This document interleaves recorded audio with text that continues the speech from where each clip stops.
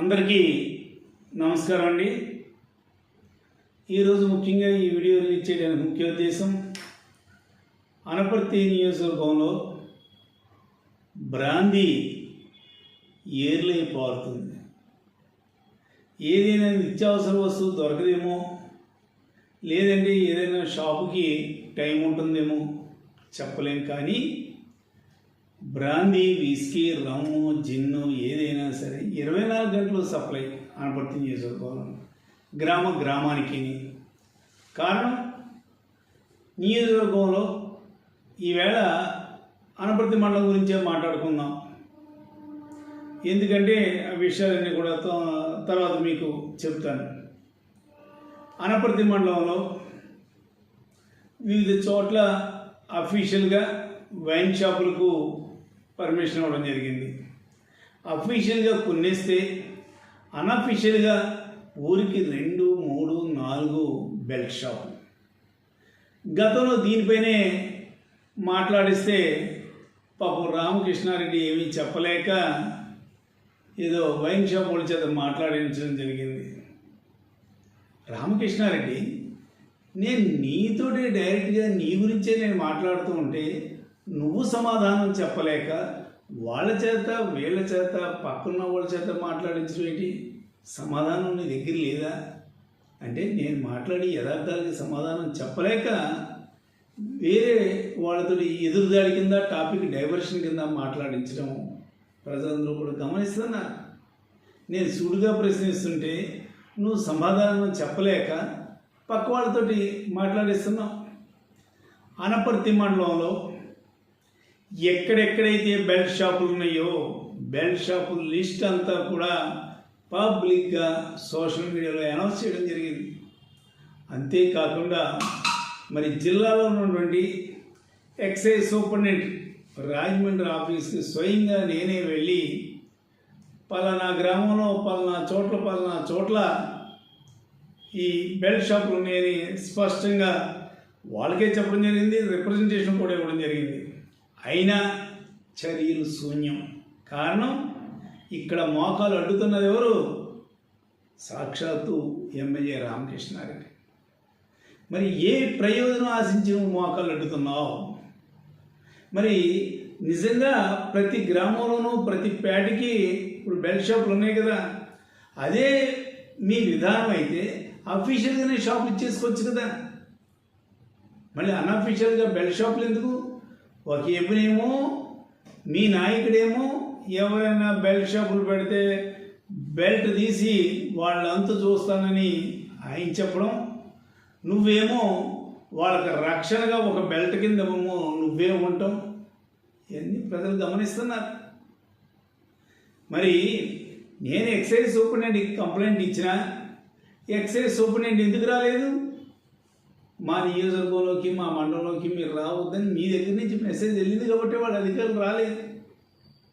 లేదా ఇప్పుడు స్పష్టంగా నేనే చెప్తా ఉన్నాను, మరి ఎక్సైజ్ సూపరింటెండెంట్కి మీ కంప్లైంట్ వచ్చిన తర్వాత మీరు ఎందుకు రైడింగ్కి రాలేదని డైరెక్ట్గా నీవే ఫోన్ చేసి ఎక్సైజ్ సూపరింటెండెంట్ చెప్పొచ్చు కదా.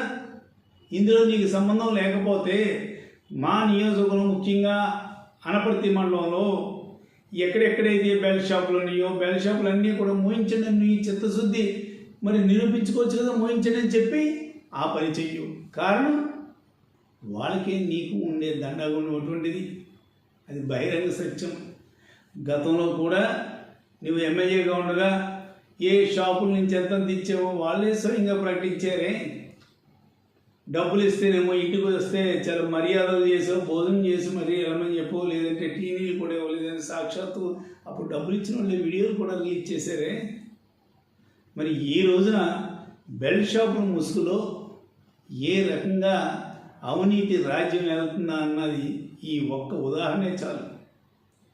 వాళ్ళ రైడింగ్కి రావడం లేదు.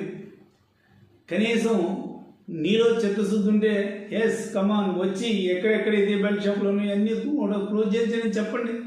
కారణం ఏమిటంటే బెల్ట్ షాపులు అన్నవి ముఖ్యంగా గ్రామాల్లో ఎక్కడికక్కడే కిళ్ళీ షాపుల దగ్గర నుంచి బడ్డీ కొట్ల దగ్గర నుంచి జనసమర్థం ఉండే చోట, కుటుంబాలు నివసించే చోట అవన్నీ కూడా బెల్ట్ షాపులు అమ్ముతూ ఉన్నారు. గుళ్ళు గుడి లేదు, బడి లేదు, ఆసుపత్రి లేదు. వాళ్ళు ఎక్కడ సెంటర్ అనుకుంటే ఆ సెంటర్లో బరిదెగించి మరీ బెల్ట్ షాపులు పెడుతున్నారు. చిన్న ఉదాహరణ చెప్తా అన్న. కుతులూరు గ్రామం గురించే నేను ఒకసారి లిస్ట్ ఇచ్చేస్తే అందులో ఒకతను డైరెక్ట్గా నాకే ఫోన్ చేశాడు.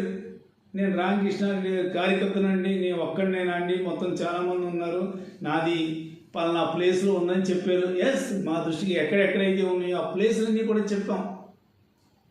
ఏమయ్యా ఒకటే చెప్తా ఉన్నా, నువ్వు లేదు, వాళ్ళు లేదు, వీళ్ళు లేదు, ఎక్కడెక్కడైతే షాపులు నేను మా దృష్టికి వచ్చినాయో అవన్నీ కూడా చెప్పాం. అందులో నీది కూడా ఉంది. ఎస్, నేను అమ్ముతున్నానని స్వయంగా మీ కార్యకర్త చెప్పాడే. అంటే పరిస్థితి ఎంత ఘోరంగా ఉందో మరి ఇంకా నీ దృష్టికి రాలేదా? అంతేకాదు, ఇక్కడ కుతులూరు గ్రామంలోనే చూడండి, ప్రభుత్వ ఆసుపత్రికి ఎదురుగుండగానే ఒక కిల్లీ షాప్ దగ్గర డైరెక్ట్గా, అంటే ఒకవైపున పేషెంట్లు వస్తున్నారు హాస్పిటల్కి, ఒకవైపున ఊరికి మంచి సెంటర్ అది. అటువంటి ప్రాంతంలో కూడా బెల్ట్ షాప్. నువ్వు సంపాదించుకోవాలంటే వేరే రకాలు ఎత్తుక్కోవయ్యా.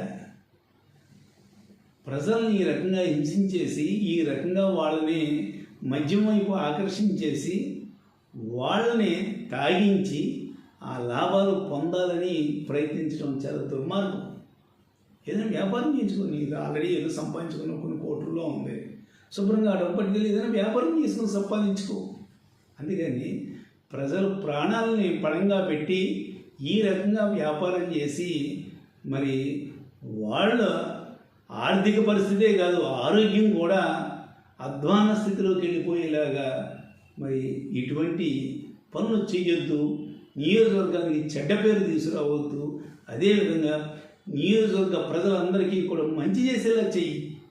అంటే ఒకవైపేమో మీ బీజేపీ ఏమో సిద్ధాంతం ఉంటుంది, నువ్వేమో దానికి విరుద్ధంగా, అంటే మిగతా విషయాలు మళ్ళీ తర్వాత మాట్లాడుకుందాం. ఈవేళ ఓన్లీ బ్రాందీ షాపుల గురించి మాట్లాడుతా అన్నా. అంటే ఈ రకంగా బ్రాందీ షాపులకు సంబంధించి బెల్ట్ షాపులు పెట్టమని ఏమన్నా మీ పార్టీ నిర్ణయించిందా? లేదంటే మరి వాళ్ళు కానీ మౌనంగా ఉంటున్నారంటే వాళ్ళకు కూడా ఏమన్నా వెళ్ళవలసి ఏమన్నా వెళ్తున్నాయ్యా? ఇవన్నీ అపోహలు వచ్చేస్తున్నాయి. నువ్వు చేసే పనికి మీ అధిష్టానాన్ని కూడా చెడ్డగా చెప్పుకునే రోజులు వచ్చినాయి. కాబట్టి ఇకనైనా ఎక్కడెక్కడైతే బెల్ట్ షాపులు ఉన్నాయో బెల్ట్ షాపులు క్లోజ్ చేయించు. లేదంటే నేను ఆల్రెడీ ఎక్సైజ్ సూపరింటెండెంట్ కంప్లైంట్ ఇచ్చాను, ఆ లిస్టు ప్రకారంగా ఎక్కడెక్కడైతే ఉన్నాయో అన్నీ కూడా రైడ్ చేసి క్లోజ్ చేయించి నీ నిజాయితీని నిరూపించుకో. లేదు నువ్వు వాళ్ళు కుమ్మక్కై ఒకటే ఇదని ప్రజలకి మరి అదే మెసేజ్ వెళ్తుంది. ఆల్రెడీ లోపాకారి ఒప్పందాలు ఏమేమి జరిగినాయో నియోజకవర్గం ప్రజలందరూ కూడా చెవులు కొనుక్కుంటున్నారు. ఇప్పుడు బహిరంగంగా కూడా మళ్ళీ చెప్తా ఉన్నా, ఇదే విధంగా బెల్ట్ షాపులు కానీ కంటిన్యూ అవుతే ఆ బెల్ట్ షాపులు నీ వత్తాసు వాళ్ళకే ఉందని, లేదంటే నీకెందుకు నువ్వెందుకు వాళ్ళకి సపోర్ట్గా నిలబడుతున్నావు? అది ఏదైనా నిరూపించుకోవాల్సిన బాధ్యత నీ పైన ఉంది. నిరూపించుకోకపోతే అది నీ కర్మ. ప్రజలు ఆల్రెడీ మేము చెప్పినవి వింటున్నారు, నువ్వు చెప్పినవి వింటున్నారు. ప్రజలే నిర్ణయిస్తారు తొందరలోనే.